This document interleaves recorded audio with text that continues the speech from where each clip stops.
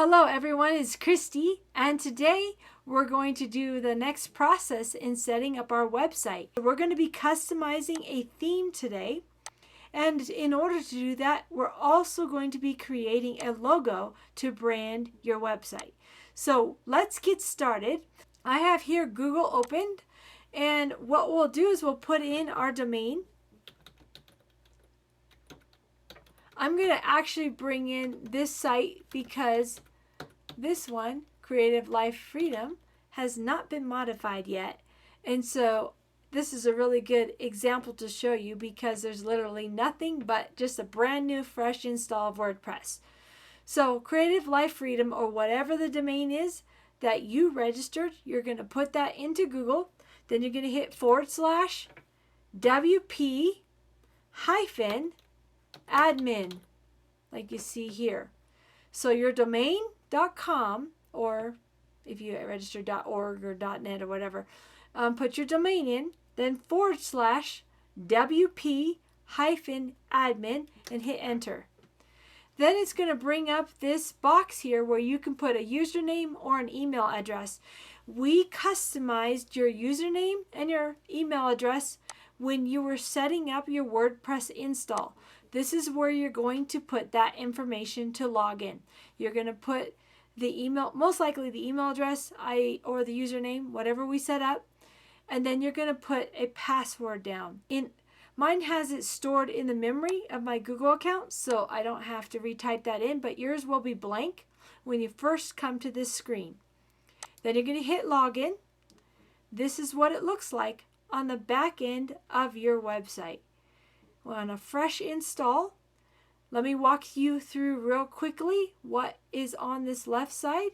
You've got your dashboard. Whenever you want to come back to the main area to be able to move from one section of the site to another, you're going to want to click the dashboard. You can also get to it by clicking the icon in the corner here. We're going to be adding a logo to this site, and that will likely brand this site with that logo.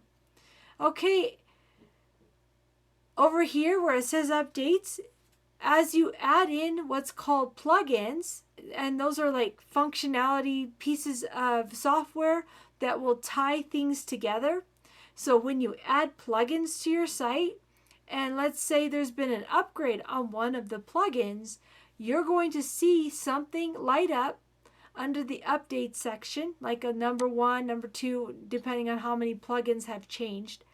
And you may need to go into the update section. You may need to click this, and then it will have an ability to update a plugin. And so you want to kind of watch this area. Now, you might remember when we installed WordPress, in the Installatron section of the cPanel of your secure.springshosting.net section, under the cPanel, Installatron, that is where we customized our backups. Don't let any of the plugins that we add to the site fool you. They're going to say, oh, you need backups installed. No, you don't. Because with Springs Hosting, they handle the backups, and we are able to control how many backups it runs and what the frequency is of those backups. As a general rule, when I'm building a site, I like to have backups every day or at least once a week. And once your site is built, then, once a month is good. So you can kind of keep track of those backups. You want to make sure that you don't put too many backups in because it is stored on your account. And if you get too many backups, it can max out your server space. So something to be mindful of. Watch those backups in Installatron.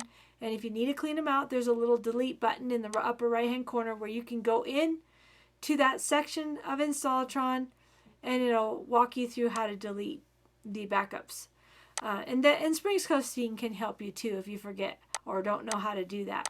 They can walk you through that as well. Just wanted to say, for some maintenance features, this is some of the things that you'll want to watch for. Make sure those updates are getting updated properly. There isn't any security errors or whatever. This is where it would show if there is a warning. Okay, over here is the section called posts. and that is where it's going to host the majority of your blog articles. Those are hosted in posts. And we have something for media. The media library are the graphics that you load on your site. Pages, now this is a little different than posts, although it displays a lot alike, a post. You could have the same content on a page that you have on a post.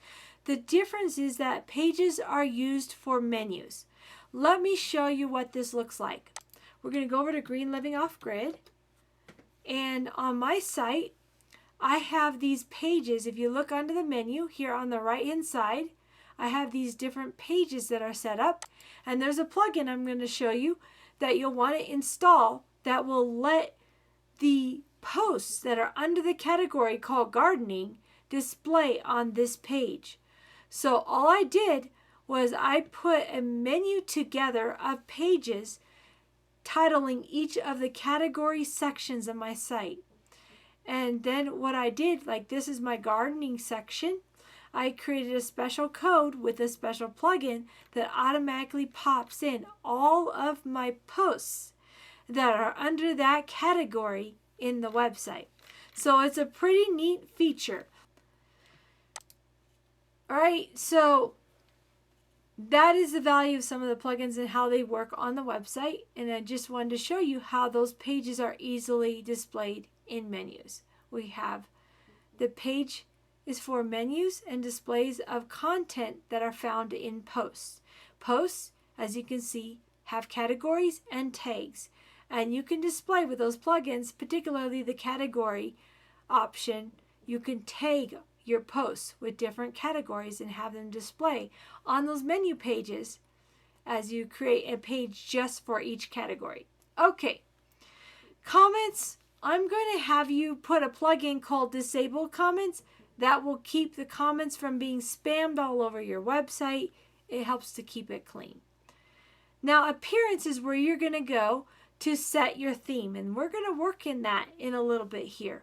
But appearance and themes, this is where you're going to want to go to set up your theme and the structure that you're going to want for your website, and the display will be found under appearance.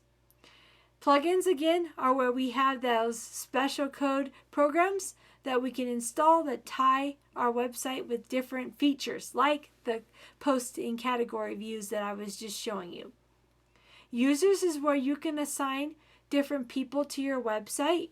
If you want another person to be able to modify content in the website, or just let's say they're an editor and they can go into the blogs, but they can't add a new blog.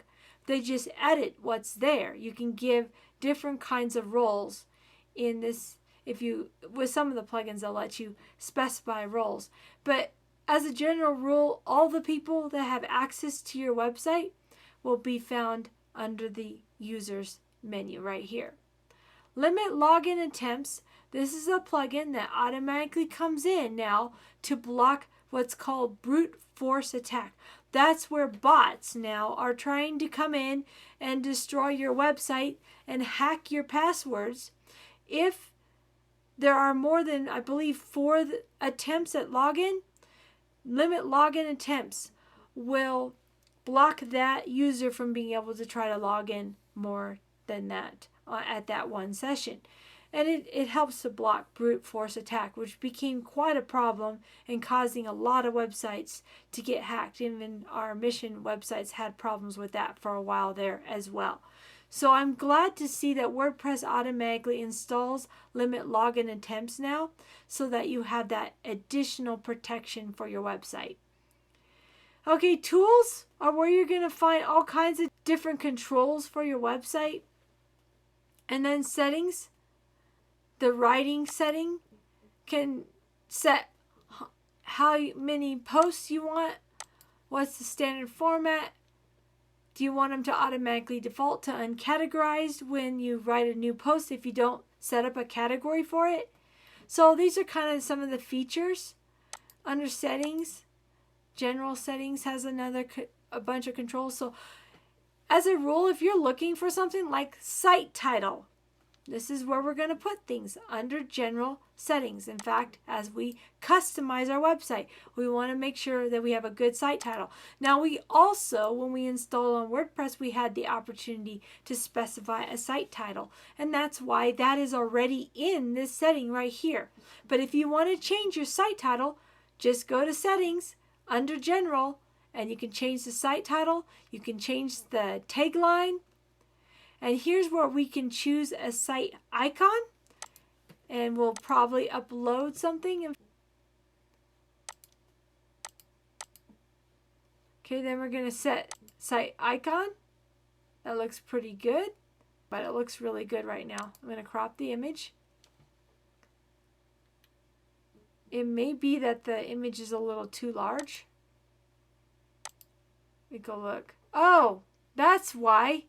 It's supposed to be 512 by 512 pixels, and that was my original image, which most likely is too large. I'm going to hit delete. Forgot, 512. We don't want an image that large as the original, so let's go back.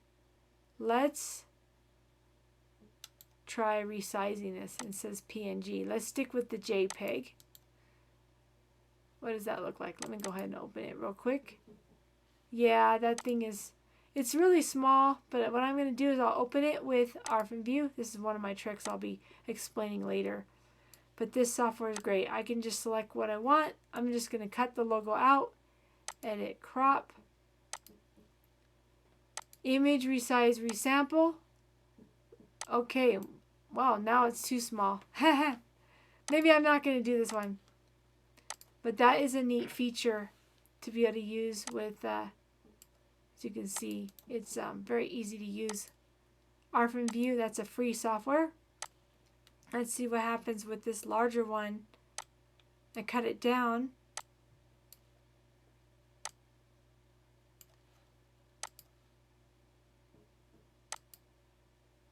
That's a nice image. Resize, resample. 842, I can move it down to 512. Now I'm having second thoughts about this image only because the writing is hard to see when you load it onto the site. So let's go look for one that doesn't have any writing on it. And the other side, you can see up in the upper above, you see how I can bring that one side that's too large down to 512. There we go. Now I got the exact amount. And I only do that if I don't have to blow it up too much. Then it's just easy. There are other symbol images that I could probably get in even bigger resolution to start with, but for the website, it's not going to make that big a difference. And we're going to call this, I always like to label it when I go to save as.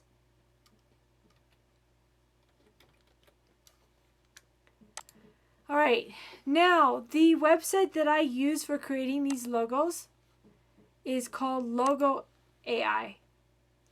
I'm going to go ahead and install this now that I've got it fixed. Okay, we'll put this in here. Set site icon right here, and you can see it here on this part of the screen. Now the one more thing you got to do to make sure this takes is go all the way down to the bottom here where it says save changes. You'll click that. Okay, settings saved right up here.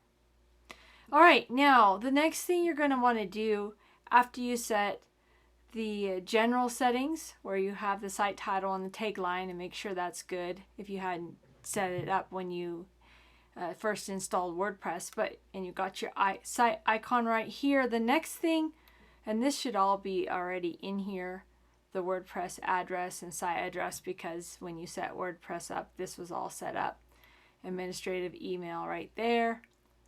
Okay, so now come on down here, and the next thing you're going to want to do is the reading tab right here.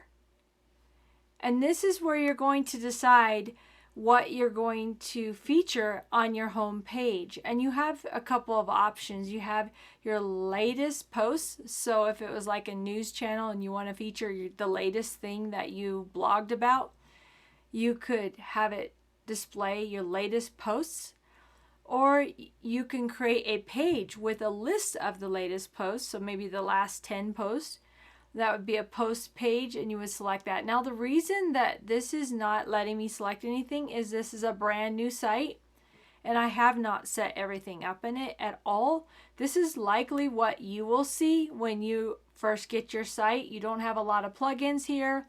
I've walked you through a lot of the major settings in here, but I'm going to move over to another site where I have developed all this out to show you how I do menus and all of that. But the important thing to know is that this part of the site setting for the home page is found under reading, and you can create a static page if you just want the same page to show, where you can then put links to the sections of the site that you want to feature all the time. I do it that way. I use a static page. And so I'll show you on my other site where I've developed this out. And when I select a static page, then right here, the home page, you can select when I have a page that I've made. I just select it right here. If I do a post page because I want to create more of a news-like site where I'm always putting something new for people to see, then it would be a post page, but it would be a page that would feature those latest posts. So that's another way you can go about it. Most of the time I have a home page. So I haven't used this much at all. I think in one site I did, but it's been a long time. I'll let you experiment with that. It's really pretty easy to do. If you create a page and then select it in here, and I'll be showing you a plugin that you can set up to feature your latest posts in a particular category. We'll look at some of those plugins in our next video.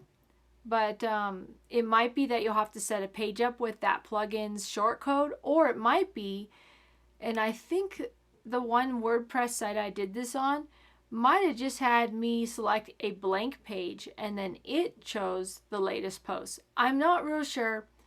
It might be that you select the actual posts that you want displayed on the page. I'm not exactly sure. But this is the kind of thing where you get into your theme, you get into your site, and I'll be showing you the theme in a minute, because you'll have different options for different types of themes, which are basically like the containers that hold your content, and it will change drastically between each kind of theme what your site looks like. So I'm going to show you my favorite theme, but you are welcome to look at other themes that WordPress has for free. There are a plethora of them. Okay, so that's that. In here, you know, when you're going to start building your site, you're going to click right here where it says pages and then click add new page. And that's how you begin to develop out your site. You're going to want to select a pattern, and this is what WordPress gives you. You know, you get a lot of different options that you can select, and your theme will have its own designs as well when you click in here to start a page. I typically will pull a blank page. Okay, so if I didn't choose a pattern, I could just go X out of that. And right here is the title. You just type that in and it will create the URL, which is the address in the bar up above that you'll click on when you look at that page. It will be based off of the title that you give it here. There is an easy way to edit it, and I'll show you that later if you need to edit it. But you put your title in here, and then you can just start typing or click right here and look at all the different options. You can click a gallery if you want, or a list, or just a singular image, or browse all and look at all the different options you have. You can put code in here. Let's say you got a YouTube video with an embed code that you needed to embed instead of the usual short code that I'll show you that you can use in here. It's a lot easier just to grab the short URL now that they have these plugins, but perhaps you have something else you need to use code for. There's that. You can do quotes to stand out and look at all the different things. But I use this image one quite a bit. And of course, the video that WordPress has, I actually have a plugin called Presto. And I don't see that in here because I don't think I installed it yet.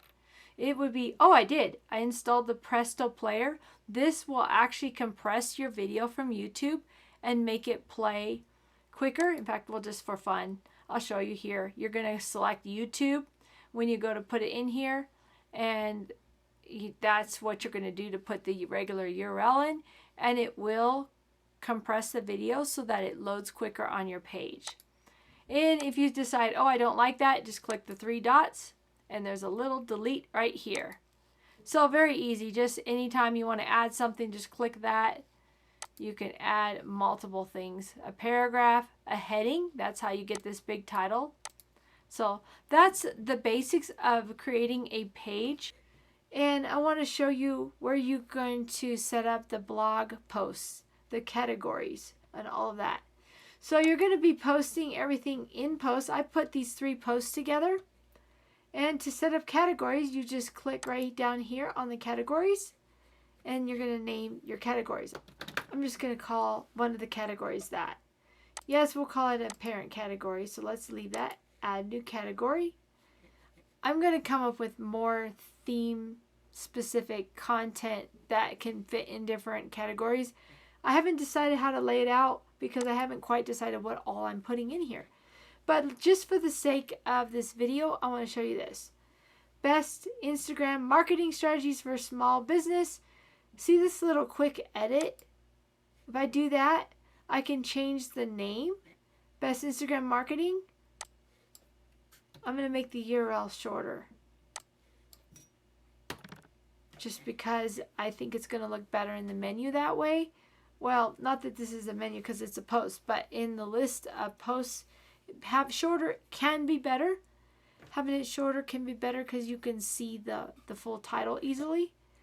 And if I want to change if I wanted to regenerate it, let's say I totally changed the name, the title of the article, and I want to change that URL to coincide with it, all I had to do was just hit update, and it automatically updates it. So you don't have to type all these words in. The slug is the URL.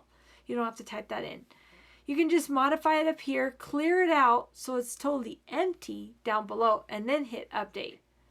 All right, now I'm going to move it over to the marketing category, hit update. Okay, same with this one. We're going to move this one. Number 1, organic. Let's see. This is actually on YouTube marketing. Number 1, organic YouTube marketing strategy. I guess I'll leave that. But I wanted to regenerate that. Update. Let's go back into quick edit. I still think that's a little long. YouTube marketing strategy will be great for a URL. We're going to move it into marketing. Take it out of uncategorized because uncategorized is the default. Can do the same thing with this one. Oh, I don't like it saying hello world. That was the old blog. The old blog was called that. We'll leave this and let it totally regenerate that and also update the categories. Hit update. There you are. Now, I want to point this out. Admin author being admin, it's not good. Don't use that username. We're going to fix that. That's a default setting in WordPress, but it's also the most easily hacked. And so some of the suggestions are that admin is changed and it shouldn't have admin at the base. This should be where I'm just going to tell you, if you can, display name should be webmaster. Yeah, that's just something that I've learned to do because admin is highly hacked. And so I don't want to make it vulnerable to that. So I just change that automatically. Okay, so now all users, it's just if I go back over to my posts, and there you go, author of webmaster now. It's not admin. So that'll be good. I've got everything in a category for marketing. Okay, so then we can go over here to the pages, add new, and we'll call this marketing strategies. Now what I'm going to do here is I'm going to actually have it bring in posts. And there's technically a plugin that we're going to put a shortcode in that's going to bring all those posts in. That'll be something for perhaps the next video when we do plugins because I don't have time to do it here. And then again, like I said before, if you need to pull something and you want to pull the URL, you just hit view page. It comes up here. You just copy that and you can paste that in I'll show you something that's kind of cool. Let me go back over here. This is a really neat little feature. Actually, I just thought of this. Let's click the little WordPress icon in the corner. All right, do you remember I said I had those posts, right? So let's just pull one of them to put onto that page, and I'll show you how easy it is to manually populate your page with a post. Let's start the number one. This is great. Okay. I'm gonna, since this is marketing, actually this is, let me go back in and just open this one. You see how it says view down here? Okay, so this is the post that I had made, this little blog, and I used chat to kind of help me fill in the details a little bit more so than what we just covered in this video. So I'm going to copy this URL right here. Then we're going to go back over here to the dashboard. Oh, there it is. Okay. All right, so I want to go back to that page that we were just in. I'm going to click on all pages. This is the page I just made. Let me just click on the menu, on the title. It'll bring it up, and I'll show you a little trick. So I had that URL for that post that I created, and watch this. Look at that. Now I can save it. It just automatically pulled that post right into the page. If you want to add a second one onto that page, this is a way you can do it all manually. I'm going to go back to the back end, and here's where a second I just copy this just to make it easy. I'll just copy and paste that so it gets me right back where I am, but without losing that bookmark on that one page. So I've got two different tabs open of that. All right, so let's go back over to the posts, and then just view is what we want, not the menu, because that's not the right URL. It says edit up there. I want to hit view. When I hit view, that takes you to the front side of the site. There's the URL. And look at that. There's my second one.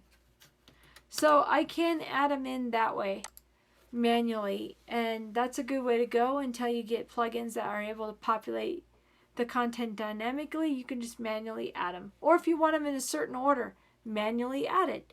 Because when it's dynamically populating, it's going to go in whatever order WordPress decides to put it in. Okay, so there you go. Now we'll put this into the menu, and that'll be the one and only menu I have on the site for right now. But I trust you get a good idea how all this works. You can click that and go right back to your pages or your posts, whatever you're working in. Now I want to say something about putting YouTube videos in your content. It's a really great place to go to get information, and you might want to embed some of these awesome videos into your articles, and also put down some of the key notes that you learn in that video, and then go into ChatGPT and generate out your article based on the notes that you took on the video. It's a really great way to generate blog content for your site, is letting ChatGPT kind of put this information together. And also, if there's some key points in the video that you want to make sure chat includes, you can put those down and tell chat, please, as you write this article, can you make sure you include these points, these 3 points or 5 points or whatever it is that you want to make sure it includes. And of course, chat is just really awesome. When it writes an article, you can always tell it to expand on this concept a little bit more, and then kind of put your own flair or flavor in whatever you're having it write. And so I love using ChatGPT to write articles, and then I like to go to YouTube and find obviously the videos that I got those ideas from for the content in my blog site. I will often embed, but there is a problem. If you do not own the video, you can always run into trouble where maybe the video creator decides to take the video down, or YouTube decides to take the video down, and then you don't have a video there on your site, and that can be a problem. So you kind of have to watch if you do embed some videos that other creators have decided to take off the site, you want to catch those. And I also want to point out something that also happens with some of the videos that you might embed. You might go to the front side of your website, and although it will play on a cell phone, you go on a desktop computer and go to try to play it after you've embedded it, and lo and behold, you might get a message from YouTube. Playback on other websites has been disabled by the video owner. Watch on YouTube. And so if you get that kind of message, again, that's something the video creator decided to do, is disable its ability to be embedded into a website. So what I've been doing lately is taking ideas from videos and then either filming the concepts myself, kind of just coming up with my own outline and then videoing that. And I'm pretty comfortable in front of the camera, but you might not be. Or in some cases, I might go to make a video and go, well, I'm really struggling with graphics and just being a talking head on this issue. It's hard to keep the users engaged with that.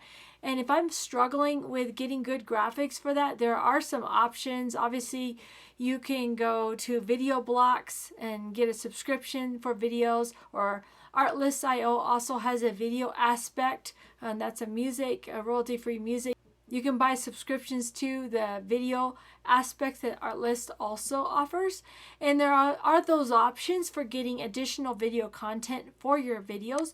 However, I want to show you a tool that I have recently started to play with a little bit, and it's called InVideo AI. You can click on that, and basically it is a full AI video generator. It's not just like vidIQ will generate a script and a thumbnail for you, but vidIQ will not actually generate the video images that to go with it. This one does. InVideo AI will let you put the prompts in, just like you do with ChatGPT. You'll put a prompt in, and then this particular AI tool will go out to Shutterstock or Adobe, and if you buy a subscription, they'll also give you the ability to take the branding off of those videos, and you can use it as your own, royalty free, if you have a subscription with InVideo AI. And so it's really cool. You'll put a prompt together, it will generate the whole script, it will generate the video content that goes with it, and you can also include like your voice, give it a sample of your voice, and it can then generate those basically faceless YouTube channel images with your voice as the background. And this is just really cool because it not only takes the stress out of trying to create the video yourself, but you could then put that idea into this video generator, and it can create the whole thing with a script, with your voice, and then it will get all the images that you need for this video, and it's just so easy to do that. So anyway, I wanted to show that as an option to remake videos that you find for your blog. You can always create one with this InVideo AI tool. Well, I hope you enjoyed this video, and in our next video we will continue customizing our website, modifying the theme, and creating a menu for your site.